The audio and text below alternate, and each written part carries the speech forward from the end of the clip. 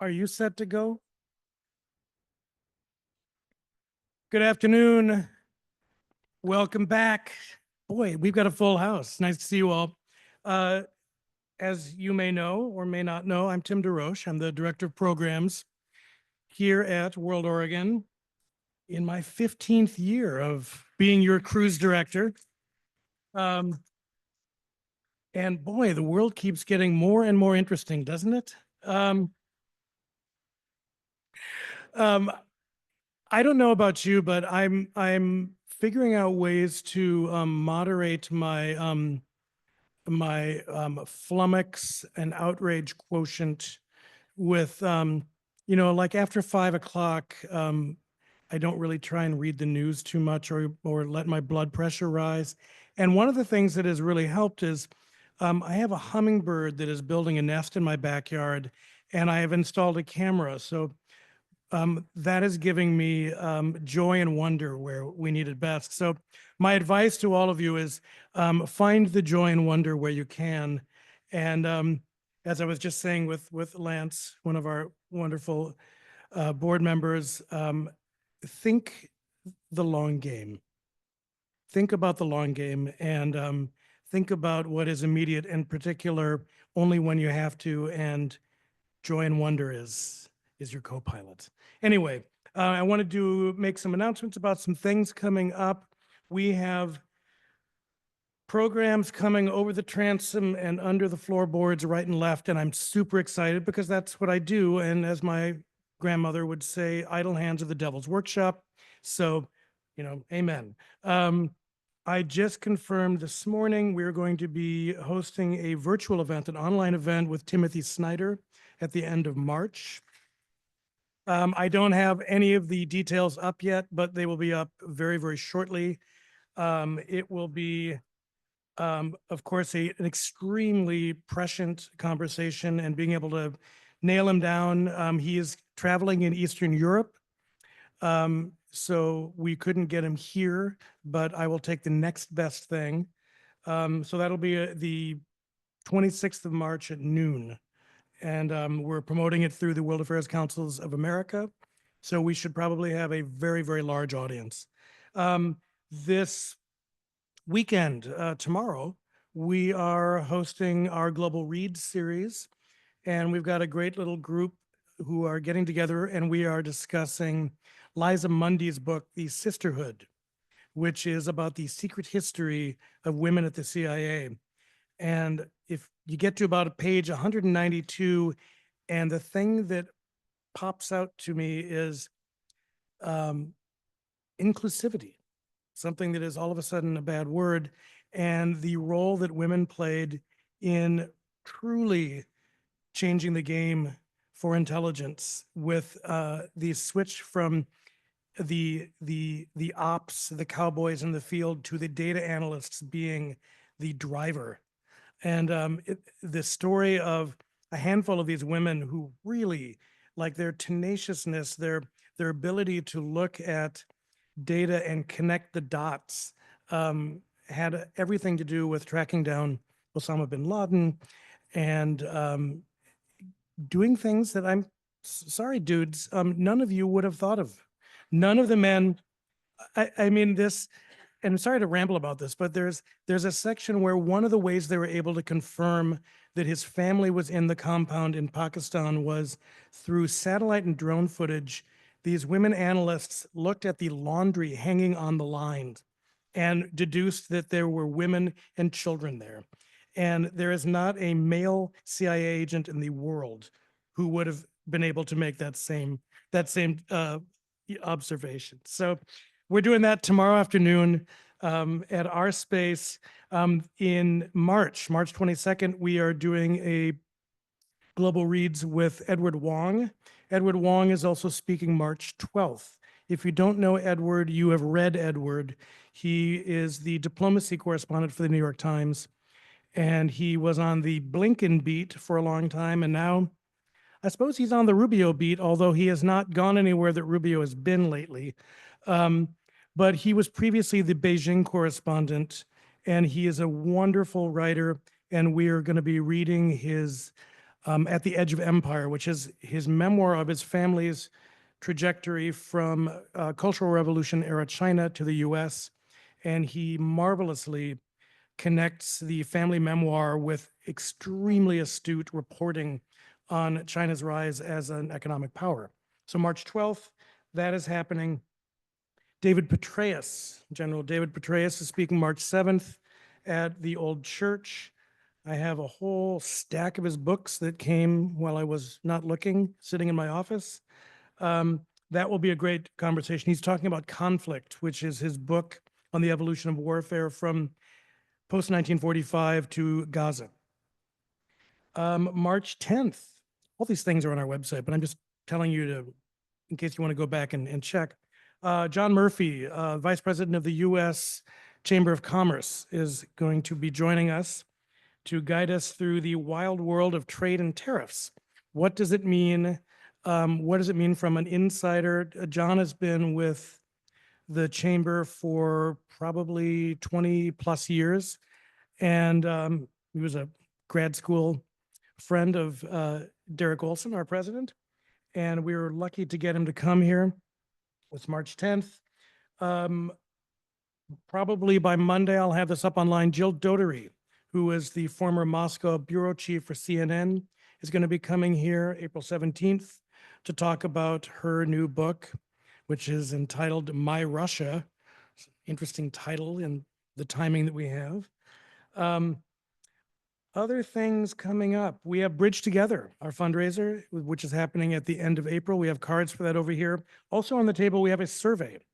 It is a print survey for those of you who love the analog and the paper and the tactile sensuality of checking boxes and filling things out. I'm also going to send all of you an email with a link to do it online after this. It would be really great to get your feedback because that's how we know how we're doing. And we still have Great Decisions books, $35 for you. And a reminder that we are streaming this and you can see any that you might have missed on our YouTube channel.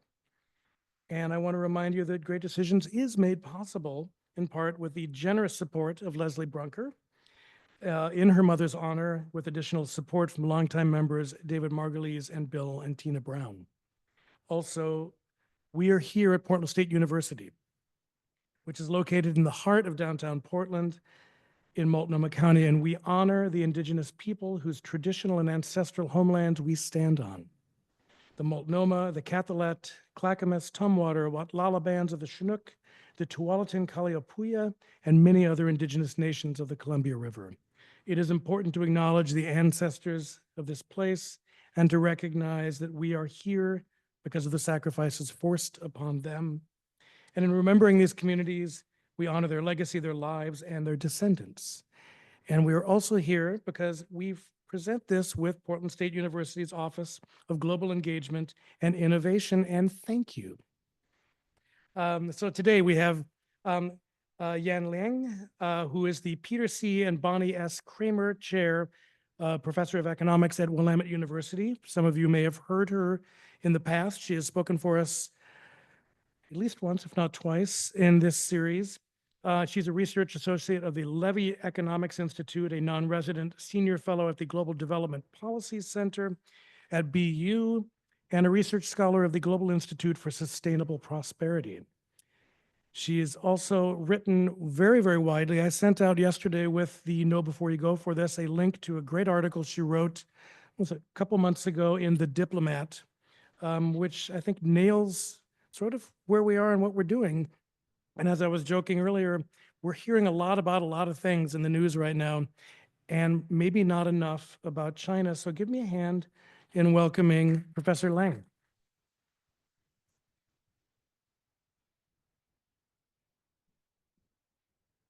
Is it good? Lower? Okay. Thank you. Yeah.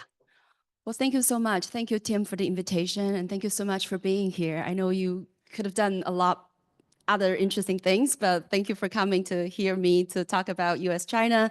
It's great to see so many friendly faces, including my dear neighbors on the street. So welcome all.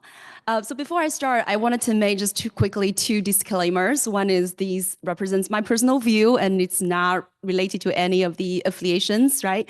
And second is we know that we live in a very interesting time, that we have breaking news every day, and now it's probably every 2 hours. So whatever I say today may not be true tomorrow. So just a little sort of a disclaimer, but I will try my best, right? Looking at the right now, a lot of discussions at the policymaking circle and also in academics. So just use the best judgments and see through, right, the really dark thicket of the current environment, trying to make sense of some of the things that is happening. So I hope that this title makes sense to you, right? Because now I think what is really missing here is cooperation, right? Another C that it's very hard to see these days, but I will like to address that a little bit. Okay. So I want to talk about just 4 brief sort of takeaways, given the time that we have. So the first one is I wanted to say that we see this clear strategic shift in terms of the U.S. strategy with China from engagement, right? That really helped China to join WTO. And it's not until 2015 then you start to hear this sort of argument, we need to walk on 2 different legs, we need to engage, but we also need to compete with China. And then things, I think, really changed by 2017 under the first term of Trump administration, that we start to see there is a shift in strategy, right? In their national security strategy, they put China now as a rivalry, right? As a competitor, as a strategic competitor. So what I would say is that strategy has remained the same, right? After this first Trump and then Biden and then now second term of Trump. But tactics, I think, have changed, right? The specific moves of the government has changed, but that theme, that strategy has remained the same. And second, I wanted to argue that the shift is mainly driven, I think, by the U.S.'s insistence on supremacy, dominance, be it American exceptionalism or American first. But China's economic rise and also its assertiveness also contributed to that. So it kind of, sort of the push and pull factors, right? Because it takes 2 to tango, of course. The third point that I wanted to make is that under Trump, we're likely to see the sort of deal making coupled with technological containments are probably going to be the main tactics. There are some Cold War elements, I think, in this sort of the tactics, but I doubt a wholesale decoupling is likely. I know that Marco Rubio talked about the strategic decoupling, but from economics sort of economist point of view, I'm not seeing that sort of wholesale decoupling is going to really happen. And I also think that optimistically, I tend to see that both sides don't want to engage in any kind of a hot war, right? So I think at least Trump, in his rhetoric, he's against war. And of course, I don't think China is moving towards that either, right? So I think both sides are making efforts to put some guardrail to avoid a complete sort of conflict, right? And excuse me. And last but not least, again, I tend to see in a realistic, but hopefully a little bit sort of cautiously optimistic view that we are likely to see some sort of opportunities for the 2 countries to engage, to collaborate and cooperate.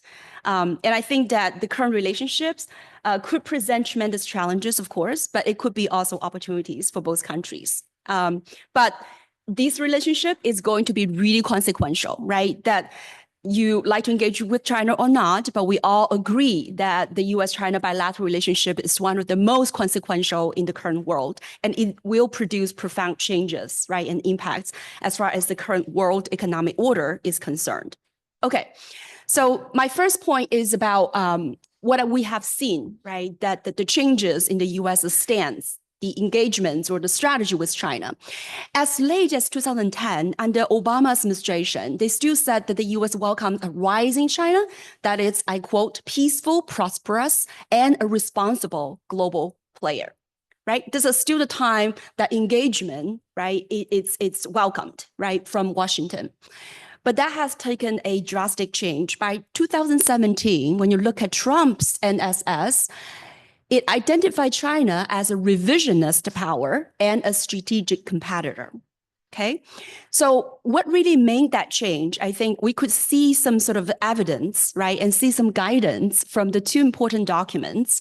One is by Blackwell and Tillis, right? Both of them are former national economic advisor to President Bush Jr. And they wrote this paper on the right, still available in the Council of Foreign Relations website, in which they talked about the strategies with China. Okay, so they made several points. They argue for revitalize the U.S. economy, strengthen the military, expand the Asian trade networks, create a technology control regime, implement effective cyber policies, energize high-level diplomacy with Beijing, among others. So you can see this document was written in 2015, right? And really precede, I think, a lot of things that we saw under the first Trump administration. So you could basically check all the boxes, right? That it's, their advice. The Heritage Foundation, right, published the Project 2025 back in 2023. Of course, Trump himself distanced himself from this document, right? But we still see very similar things in this Project 2025 with just a few differences. For example, the Project 25 argue for limited uses of tariffs and other non-tariff trade barriers. It is also more ambiguous on the Indo-Pacific alliances. It rejects the green economy, and it also advocates for stronger support for Taiwan. So again, we can see that some of these don't necessarily seem to agree with what we're seeing, what Trump is doing right now. For example, limited uses of tariffs, right? That's absolutely not Trump's mode operandi. But otherwise, I think the rest seem to really, in a way, reflect Trump's policy intentions, right? Disengage from the so-called green economy and be ambiguous about Taiwan and not necessarily too keen on the Indo-Pacific alliances. So we're seeing all this, right, playing out in front of us. Okay, so I think these two documents are very interesting in the sense that it really kind of spell out, right, the sort of the administration's actual policy moves, right, and so it gives us some kind of predictive power, I would argue. Okay, so just quickly take a look at Trump's first term. We knew that in Trump's first term, tariff, right, was a major policy tool. He hiked the tariffs on over $300 billion of Chinese imports, brought up the average tariff from 3.75 back in 2017 to 19.7% as of 2023. So we all witnessed that, right? Your washing machine has gone up in prices, right, quite noticeably because of this kinds of tariff, right? But the phase one trade deal was reached in 2020, where China agreed to buy more American products. What didn't happen really because of pandemic, right? That followed right away.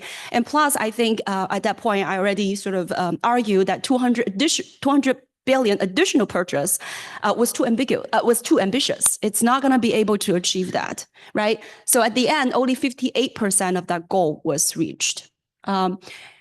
And Trump also sanctioned Huawei and ZTE. So all these Biden administration's move in terms of technological containment actually started from Trump, right? Trump was the first one that imposed these tech sanctions and blacklisted a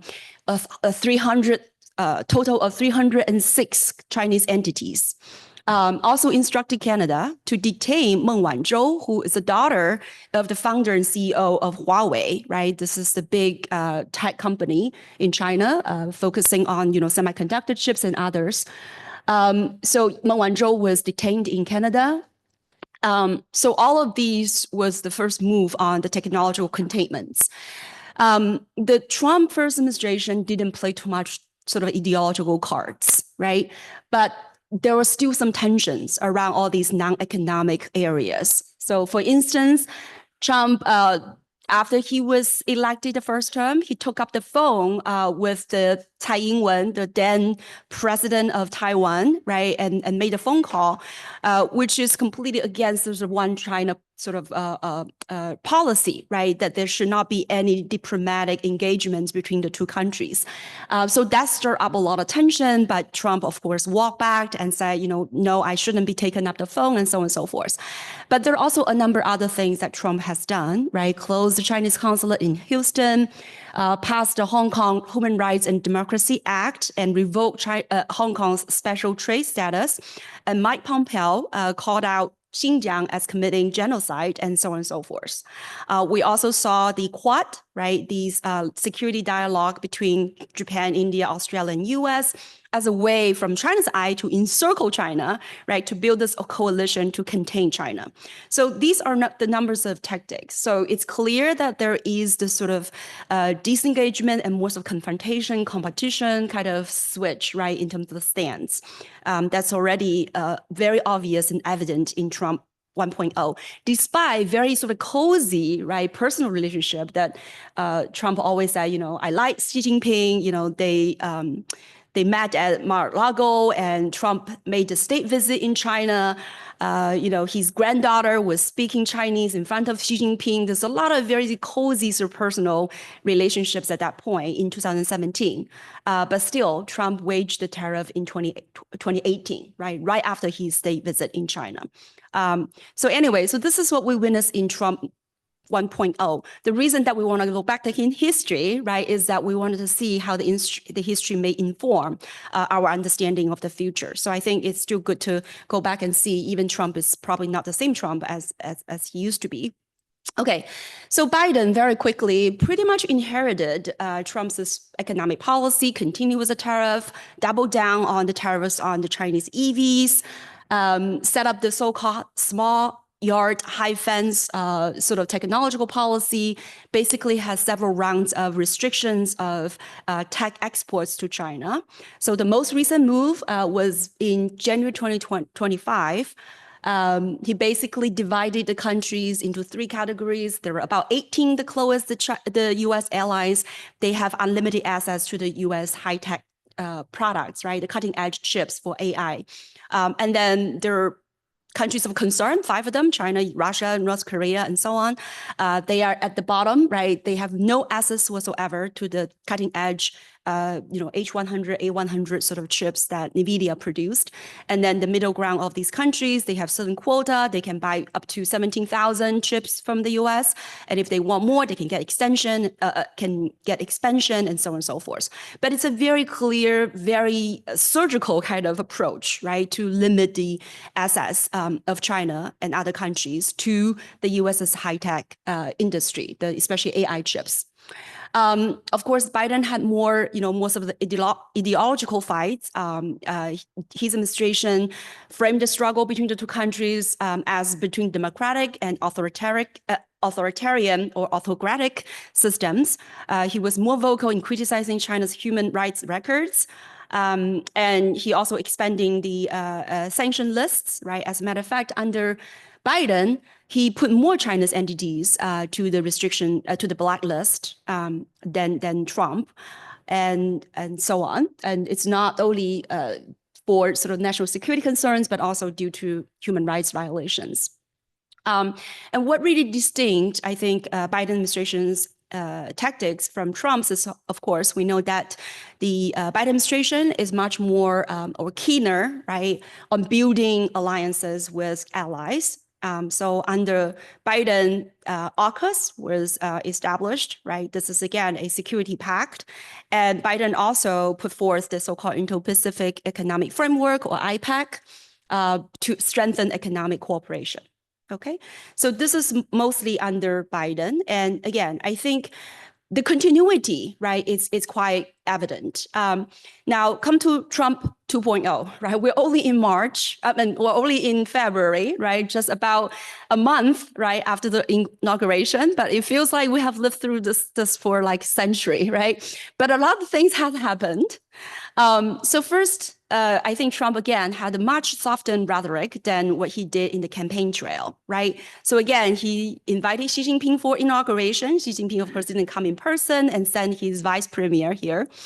And then he stated that he had a phone call with Xi Jinping, right? And this was in in January 17th, that Trump wrote in the Truth Social, quote, "It is my expectation that we will solve many problems together and starting immediately," right? And so on and so forth. And you can read the line, but he said that we discussed many things, including trade, fentanyl, TikTok, and many others. Xi Jinping and I had, do everything possible to make the world more peaceful and safe, okay?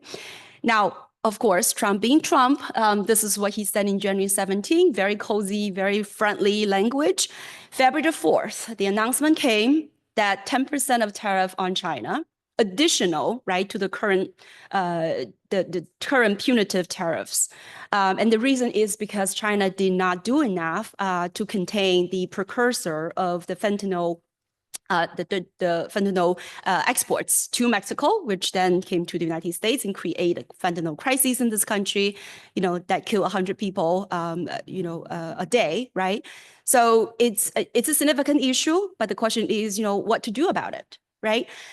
So anyway, this is the new tariff announcement. And then this tariff came into effect in February the 10th, which immediately was met with China's retaliation, right? But the retaliation is quite, I would say, restrained. It only affected about 10% of the US's exports to China, 10 to 12%, okay? What are these products? LNGs, coal are subject to 15% from Beijing, and then 10% on crude oil, on farm equipment, and also for those large engine cars. So I think it's clear that Beijing does not want to go full-blown sort of trade war. Beijing does not want to impose tariff because they see tariff as producing this lose-lose situation because tariffs are paid by your country's consumers, period, right? So China does not want to incur the economic loss at home. But when you look at the targets, right, those are all Trump's pain points. So I think this is Xi's move, right, to show that, well, we're not happy about the tariff, we're going to do something about it, but we're not going to hurt our economy.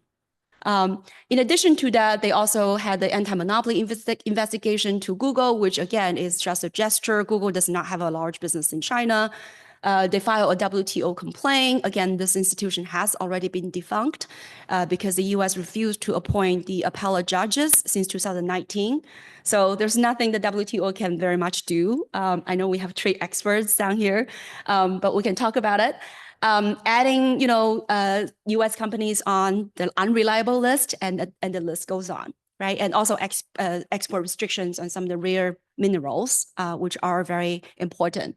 So again, these are restrained retaliations, but nonetheless, I think it does send a signal. So what do we expect in terms of tariff? I think more is to come. That is probably the case, unless, right, that grand bargaining can really sort of happen. But Trump's team is investigating, of course, right, on the tariffs, and that result will come out in April. And so that will give us more guidance of how much more tariff is likely. So some of the industry projection is probably by the end of this year, we might like to see, 25% extra tariff on China, okay? But again, we shall see, right? Because I would argue, which is my last point here, well, yes, there will continue to be outbound investment restrictions and also tax sanctions, but a grand bargaining, it's not unlikely, right? It seems that's what Trump always like to do.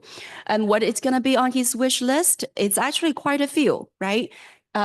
Trump wants China's sort of assistance on fentanyl crises. It wants China to play a role to end the Russia-Ukraine war. He even touted the idea of having Chinese troops on Ukraine's ground, right? Which is completely a no-starter. But nonetheless, he does want China's sort of cooperation on the Russia-Ukraine war, right? For example, reducing trade with Russia to cut off Russia's sort of war chest. Treasure chest. So we'll again see TikTok, of course, another one, right? That Trump does not want to ban it because it has 170 million users. It's very politically unpopular to completely ban TikTok. So he wants to make a deal with Xi to take over at least part of it. Trump definitely wants to see China buy more farm goods, energy products.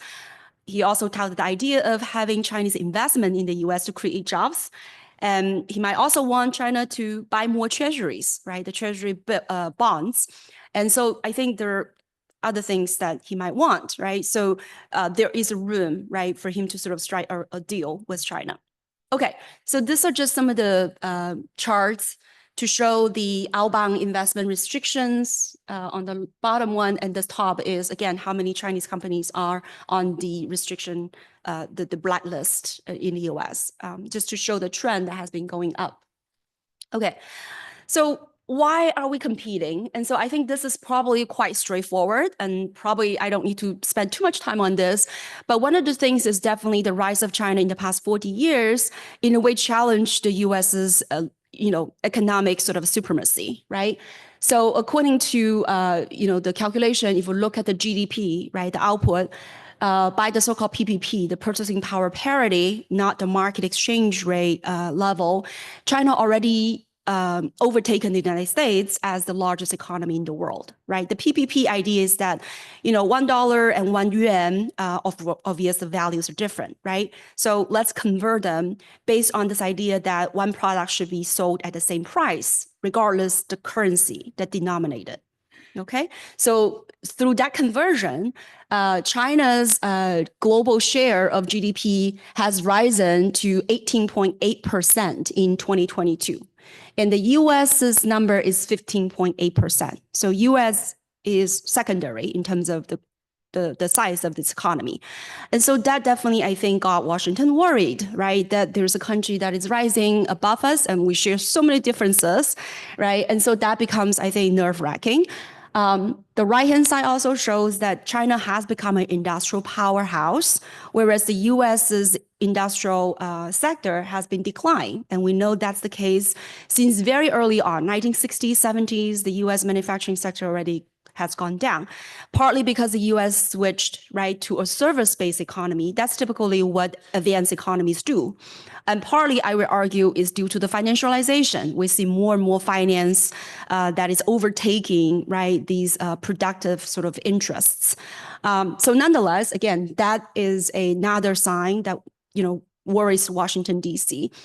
And the rest here also just to show that China is not only growing in size and its manufacturing power, but also its technological advancement, right? So this is to compare the innovation landscape from between the US and China. The US is still leading, of course, right? When it comes to the ranking in the innovation, the most innovative countries, the US ranked as number 4, China is 22. And so on and so forth. So there are different metrics, right, that you can see. But the point is that China is catching up very quickly when it comes to technological space, right? When it comes to AI patents, China holds a whopping 61% of the global AI patents. The United States, 29%.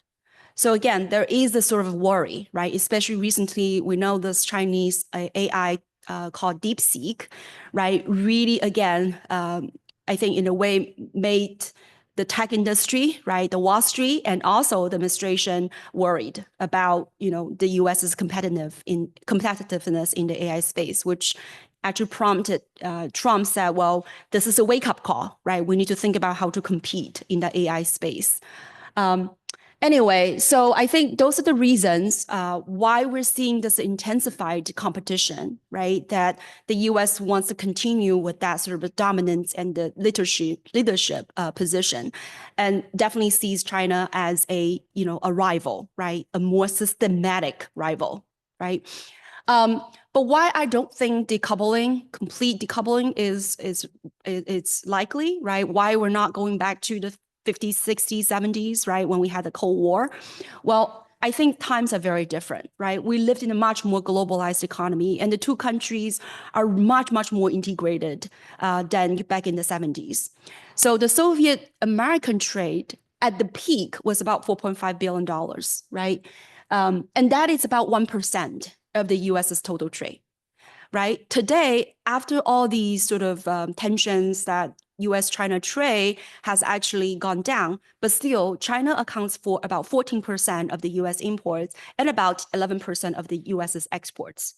Okay, so we're still talking about 1/10 of the total trade of the US is with China, right? China is the third largest trade partner after Canada, Mexico. So the two countries still are very much entangled. So I'm just citing some of the numbers here, right? So the trade between the two countries are to the $500 billion, and two countries' two ways of direct investment are still to the hundreds of billions.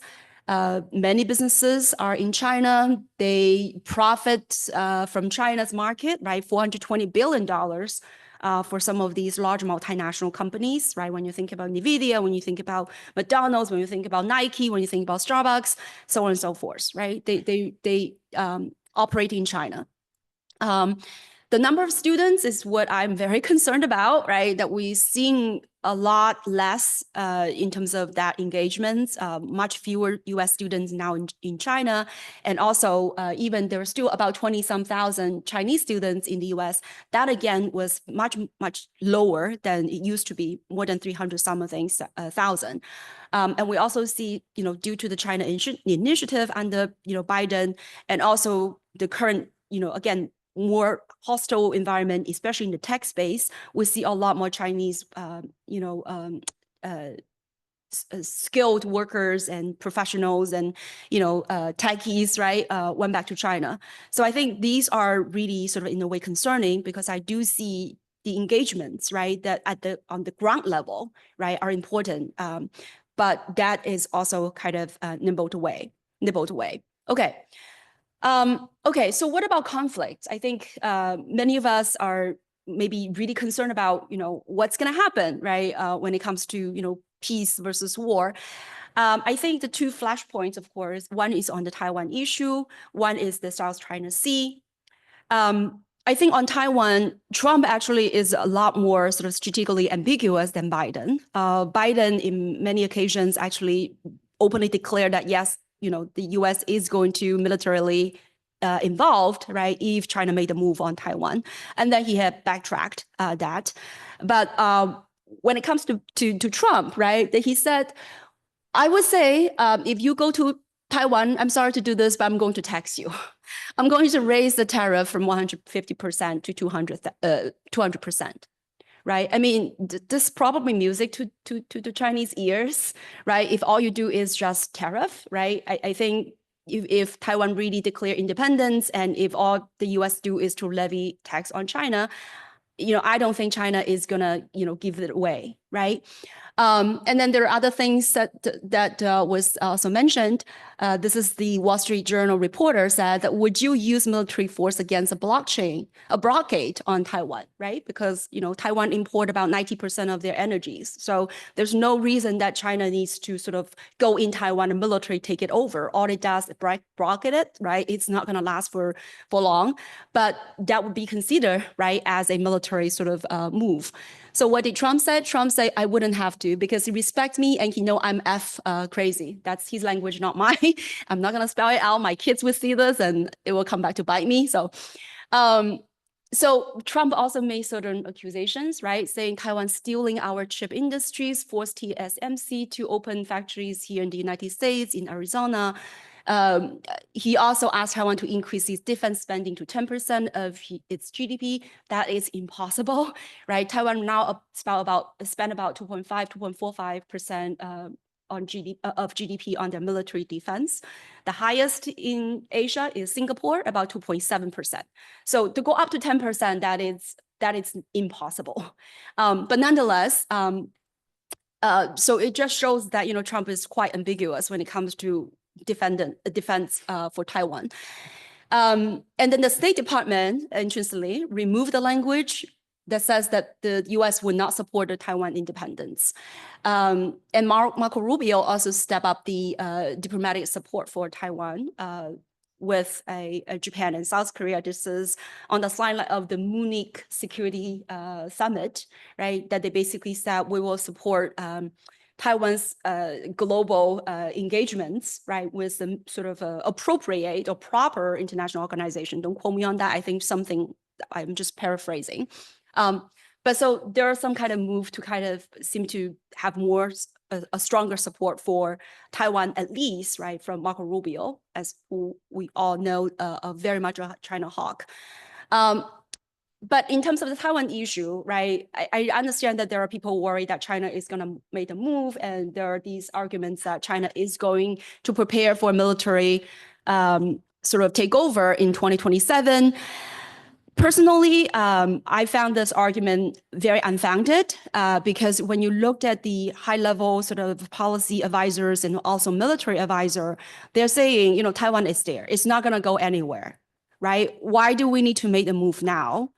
And many of these Taiwanese, as many of you probably know, they have the mainland regions. Their families, their relatives, they're still in China mainland, right? And there are a lot of business connections as well. And I think Xi Jinping sees Taiwan as part of China, of course. They're not going to have sort of this internal sort of civil war, right? This is going to be self-consuming, self-inflicting wound. So that's my understanding of it. I don't think this whole idea of military takeover it's desirable from China's point of view, right? And as a matter of fact, I think if you ask people, right, they do think, I mean, including Taiwanese or Chinese mainlanders, that these two are unified. The real question is who represents the legitimate government? Is the Republic of China, right, which is Taiwan, or is the People's Republic of China, which is Beijing? I think that is more of the contention, right? Who really is the legitimate government, rather than are we two different Chinas? Okay, all right. Just very quickly on the South China Sea. Again, it's very still have these kind of flashpoints. Last year, there was some clash in the Second Thomas Shoal between the Chinese guard with the Philippines, right? The Filipinos. So it's kind of concerning because these kinds of accidental, conflict could happen, right? And it could escalate. But so far, I think all China did was using some water cannon, right? And so it's kind of low level, low intensity kind of skirmish, I would argue. So what it's likely to see is I think China and other countries, Philippines, I'm not exactly sure, but I think other countries that have a disputes on that at that area will still be more restrained, right? They signed the Code of Conduct back in 2012, and basically said we all need to use peaceful way to resolve these disputes, and we don't want other outside powers to come in and meddle through this. It is a very important waterway, as we all know, right? The South China Sea. It has about 100,000 ships every year that pass through this. 40% of the global LNG trade pass that water. It has been always peaceful, other than this little sort of skirmishes. So hopefully, that status quo can be maintained, right? That we could still see this peaceful in terms of these international open water for navigations. But what we probably will see is more the so-called freedom of navigation operation by the United States, right? Sending their ships there to cruise and so on, which is quite interesting because the United States is one of the countries that did not ratify the United Nations, the Convention on the Freedom of on the Sea. But nonetheless, the U.S. Does these kinds of operations, right, under the name of the freedom of navigation. Anyway, so I think the other point is quite, in a way, unfortunate, I would say, is we hear all the rhetoric that President Trump has now, right, with Greenland to say we want to take it over. If not, we'll tariff you, right? Also Panama Canal, right, that he said we need to reclaim it. We need to cut China's ties with the Panama Canal. Talking about his revealing a plan on Gaza, and so on and so forth. And I think that definitely does not help, right? This kinds of global, I put ambitions here because I don't know how many of you will feel offended, right? If I say this is sort of imperialistic, right, move. But nonetheless, I think this is definitely undermining the US's, claim that, they support a free world, they support democratic value. It's clear, right, that all these proposals of taking other countries' territory, it's not, right? It does not conform to this idea of holding up the democratic value and respect sovereignty and so on and so forth. And I'm also worried that this could embolden China, right, to see, well, if you do this, then you should not accuse me for doing the same thing. So that to me is quite concerning, right? And of course, but the other thing could be good is that Taiwan sees what happened to Ukraine now and we say, okay, maybe it's not a good time for us to declare independence, right? That it's not going to, work favorably to them. Anyway, so the impact on the economy, this is my second last point, but relatively quick. So this is sort of my home turf, right? So I studied international economics. I studied the impact on tariff. I see how China was able to use trade, right, as a way to drive its growth, and so on. So tariff definitely is going to affect China's growth, right? No doubt, because after all, the U.S. is still the largest trade, sort of the importers of the world, right? China still about 14.6% of China's exports still find their way to the United States directly, right? And there are also other Chinese exports that come to the United States, but via Vietnam or Mexico or other countries. So the US market is important for China. So it's going to hurt China if the 10% tariff stays. It's going to shed the Chinese GDP by about 1.5%. Okay, but it's not. It's not critical, right? I mean, this is not going to be the worst economic nightmare, right, for Xi Jinping. So if the 10% needs to be there, it's probably going to be there. It's not going to be something that Xi Jinping is going to make a huge fuss about. And also China's economy has been, I think, relatively now resilient against these external shocks because the upgrading of the trade structures, diversifying trade partners, reducing the needs to use the U.S. sort of market, and you reduce the use of the dollars. So all of these, in some ways, help to protect China in some ways against, the U.S.'s, these negative shocks. And I think also for the United States, unfortunately, right, tariff does have the boomerang effect. I just published a piece in the Canadian news paper because they asked me, what's going to happen, right? Now Trump is levying all these tax on us. So one of the things that we know that tariff is a regressive tax, right? Because the importers of this country pay for the tariff, and then they will in turn raise the prices on the products that they sell to us as the US consumers. So we eventually, as consumers, pay for these tariffs. Now, Trump, the first round of tariff was largely on the industrial products. The consumer goods were exempt. But this time around, it's not. So consumer goods are subject to the tariff. So it's very likely that we're going to see, consumer electronics going to raise the price. Maybe not a lot because it's only 10% increase, right? But nonetheless, it is still a tax on consumers, especially for the lower income families, right? Because consumption takes up a larger share of their income. So according to the Peterson Institute of International Economics, it shows if the Trump's tariff scheme, according to his campaign trail pledge, right, 10% on all different countries, all the US imports, and 60% on China's, then we're likely to see American households are going to pay $1,700 extra per year.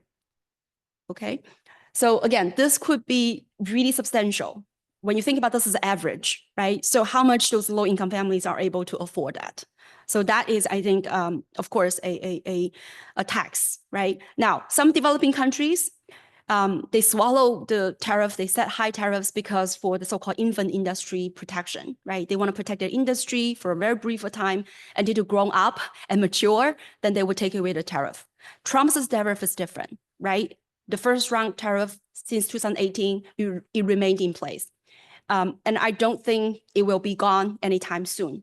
So the question is, how much longer consumers are going to pay to protect the industries and when would they mature, right? So that is really the question. Tariff can be used as part of a big industrial policy package, but in and of itself, it's not going to work. Other problems with the tariff, of course, is Trump wants to use tariff to raise revenues, but then he also wants to reduce the US's imports. And you can clearly see those two can't go together. Right? If you want to reduce the US imports, then how are you going to tax on the imports? And also, the tariff has proven to be ineffective to bring down the US total trade deficit. The US deficit has gone up from about $568 billion in 2017 to now $918 billion. Okay? So I mean, you could do the number, you divide that by 300 days. So every day we have $2 or $3 billion of net imports, right? That's the deficit of the United States. Some people see this as a terrible thing, right? Because we are consuming more than we can produce. Others see this as an advantage for the United States, right? Because we're enjoying the real goods and services all the rest of the world provide to us. All we do is to give them some greenbacks, which we have plenty of, right? That we have plenty of printing machines or digital clicks, right? That digital bytes that we could create the dollars. So I think, that debate is interesting. And then the third, of course, is this idea that the supply chain, right? Bringing job back home sounds great, but how much really that will bring back manufacturing jobs? Trump first term with the tariff didn't really bring back jobs. It's pretty much flat when it comes to manufacturing jobs, right? The general director of the WTO did the math, right, to say that, yes, the US probably lost 3 million manufacturing jobs due to the China's competition. But at the same time, it added 7 million service jobs. So it's just jobs are in different sectors because of the global trade and because of US structural changes. Now, if we really feel like we wanted to revitalize the manufacturing sector, then I would argue we need more industrial policies to be put on the table. Right. One thing that I question is, why are you taking away all this EV supports? If you want to compete, right, why are you not having these industrial policies to support the US's manufacturing sector, right? Under Biden administration, there are 3 industrial policies: Inflation Reduction Act, Infrastructure Act, and Science and Jobs Act, right? All these are providing, supports to our industries. Why are we not doing that, right? But only, setting up the tariff as a, omnipotent panacea, right?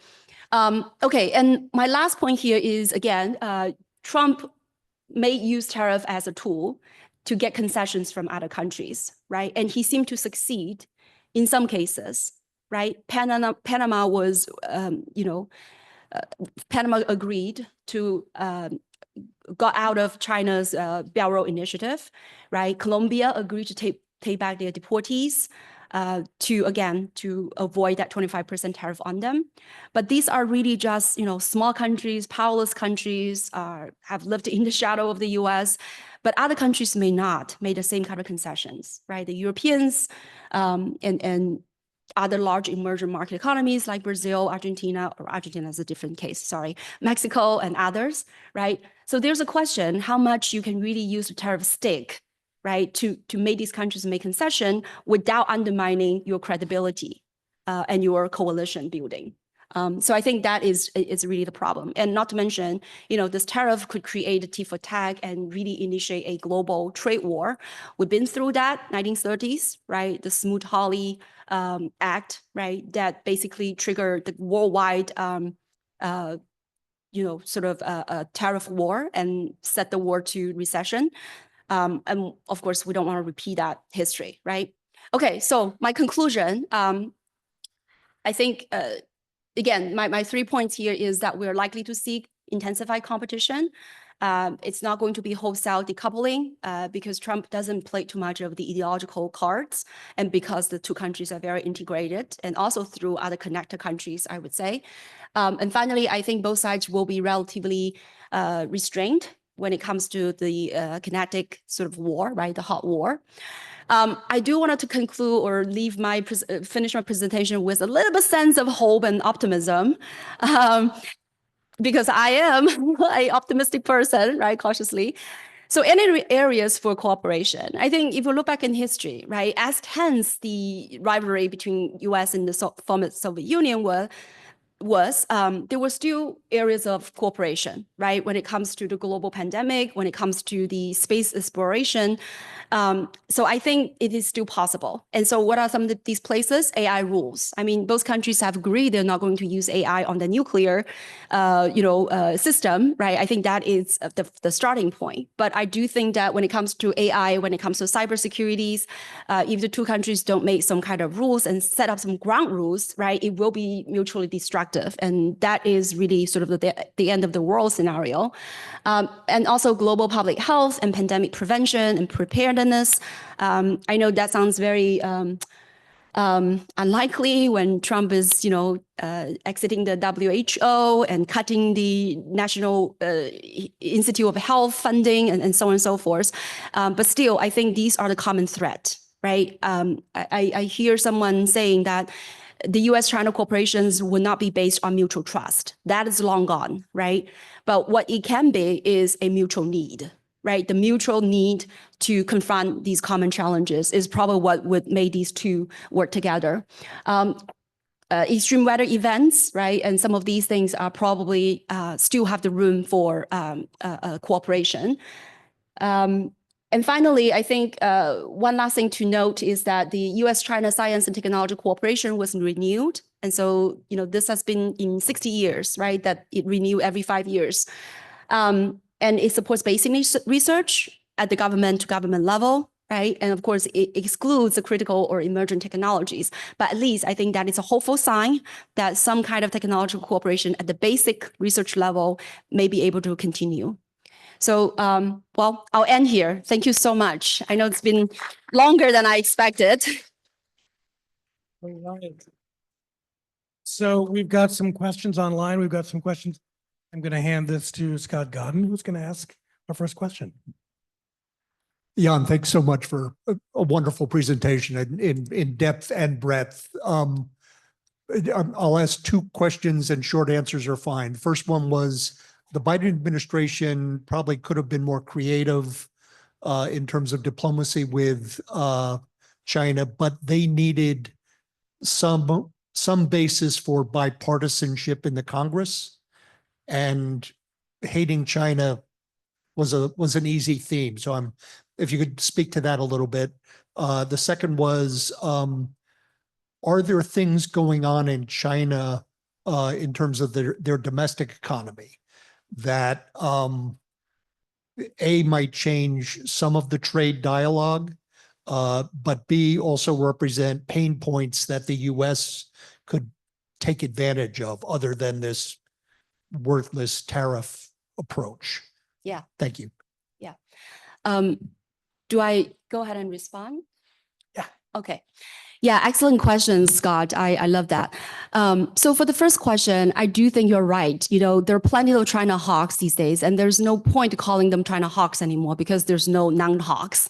That said, I do think that there are some more cool-headed Democrats like Andy, what's his name? This senator from New Jersey. I just listened to one of his speeches, and I think he is a lot more cool-headed. He did want to still continue with the dialogue with China and find ways, right, to set up guardrails and things like that. So I think you're right. When you look at Trump's cabinet picks, right, all of them, with the exception, well, actually, Elon Musk is not a cabinet member, right? He's an external consultant, by the way. We should not forget that. But you're absolutely right. Most of these, if not all, right, from his Commerce Secretary to his Treasury Secretary to his National Security to National Defense Secretary, they're all very hardliners on China. So you're right. This is absolutely crucial, right? That there's no political support if there's any sort of even just wanted to be more sort of China with China engagements. But I think Elon Musk could play a role, right? I think he does have Trump's ears. I don't know for how long, but right now they still seem to be pretty cozy with each other. And we know that, Elon Musk has a lot of business connections with China, right? That he has this big Tesla plant in Shanghai, and he sells a lot of Teslas and things like that. So I think as a business person, he does want to continue with sort of the engagements, at least in the commercial economic space. And so he may have some persuasive power on Trump.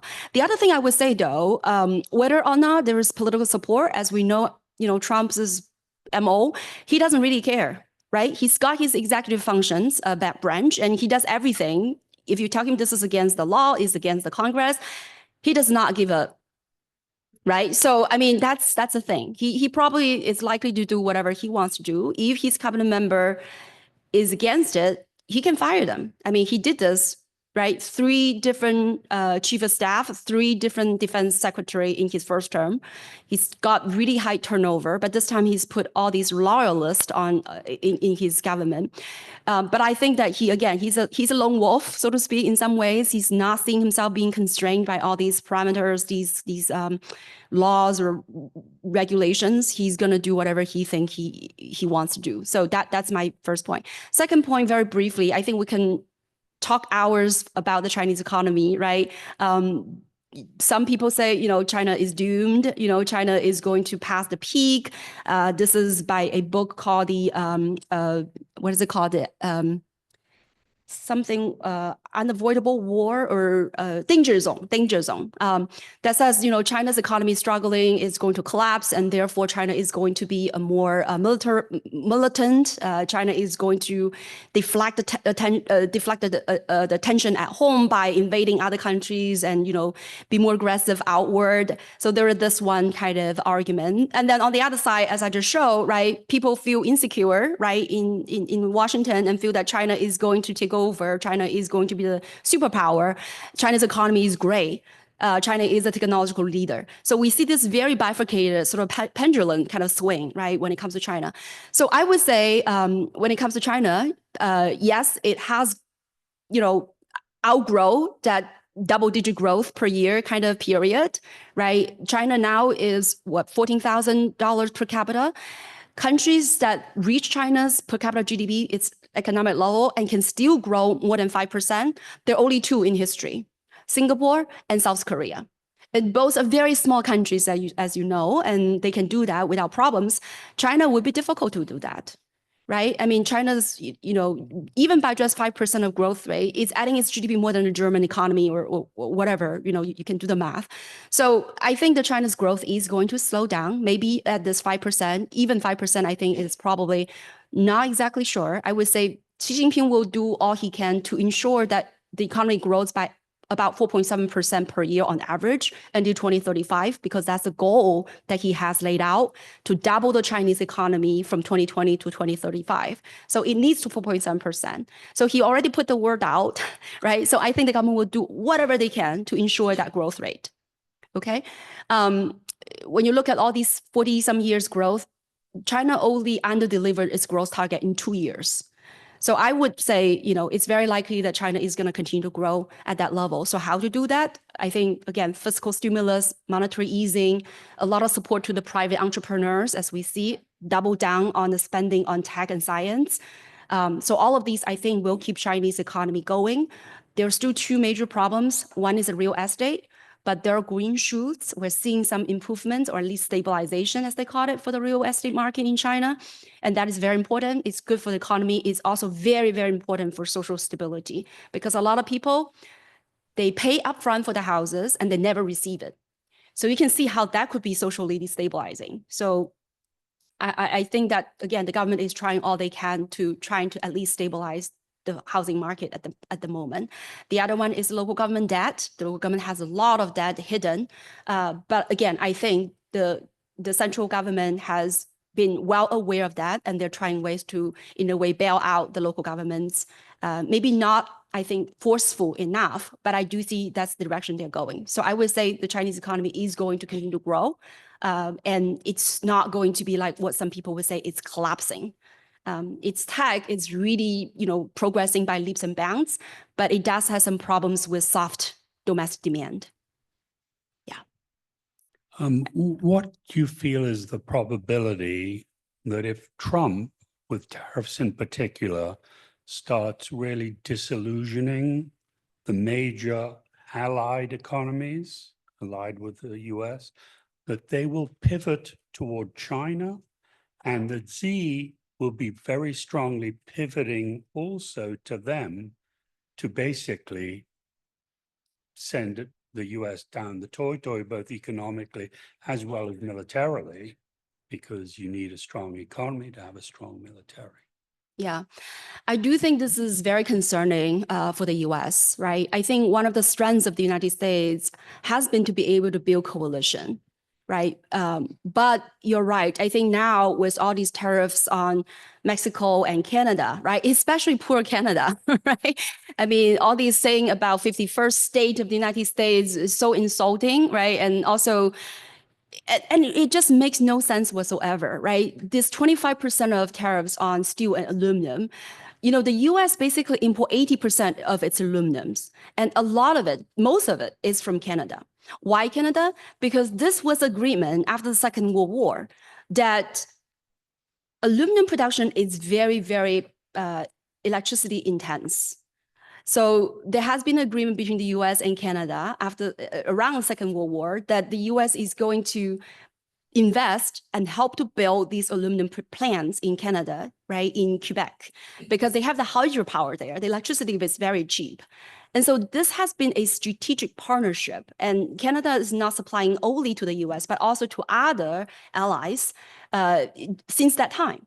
So now all of a sudden Trump said, well, we don't like that anymore. We wanted to, you know, have the tariffs on the aluminum.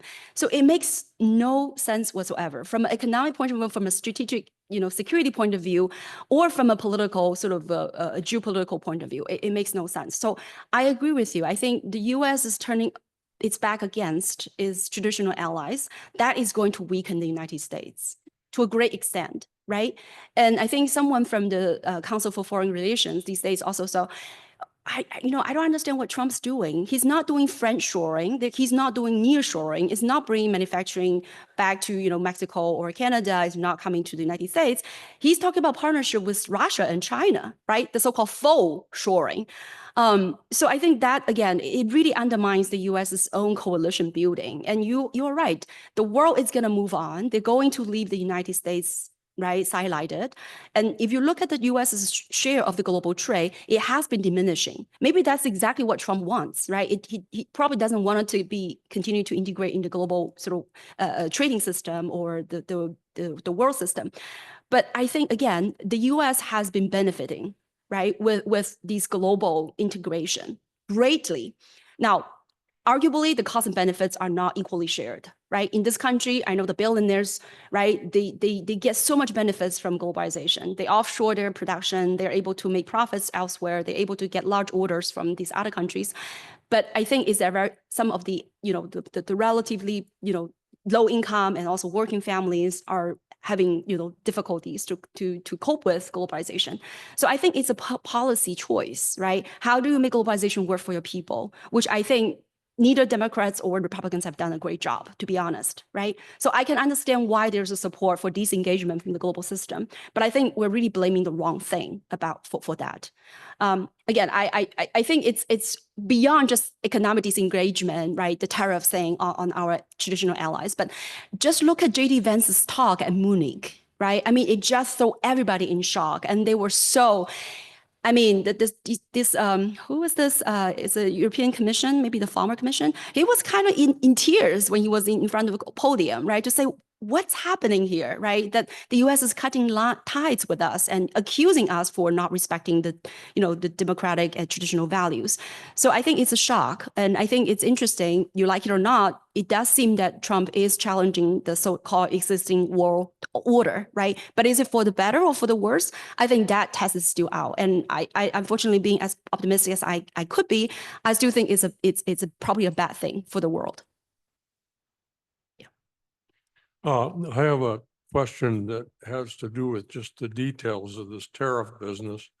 I understand that on the 5th of February, Trump or the Trump administration said, we're taking away, the de minimis exclusions. This had to do with importing $800 or less worth of goods. And of course, Amazon does an awful lot of that. A lot of people do a lot of it. And on the 7th, they came out with well, we're not doing that right now. We have to figure out how to collect it. Yes. I also read that 90% of a Tesla 3 sold in the United States comes from China. Now, how are they going to sort out all of this? and actually apply the tariff accurately and fairly? Yes, absolutely. Great question. I think only Trump would know. Yeah, absolutely. Or he doesn't, right? He doesn't even care. Yeah, you're absolutely right. This de minimis sort of provision, right, is to exempt inspections and tariffs from the packages that are under $800 value. And in fact, I think, yes, some of the Chinese e-commerce like Shein, like Temu, really benefited from that. And so Trump decided that they wanted to remove this exemption for two reasons, right? One is they think that this opens the loopholes for the Chinese imports getting into the US without being taxed. And second is they think that there might be fentanyl precursors that came in this country through this packages. So that's why they said, on the 4th, in February, as you said, that we're going to remove that the exemption. So what happened? Well, the USPS immediately paused, and then they figured out they would have to handle extra 7 million packages a day.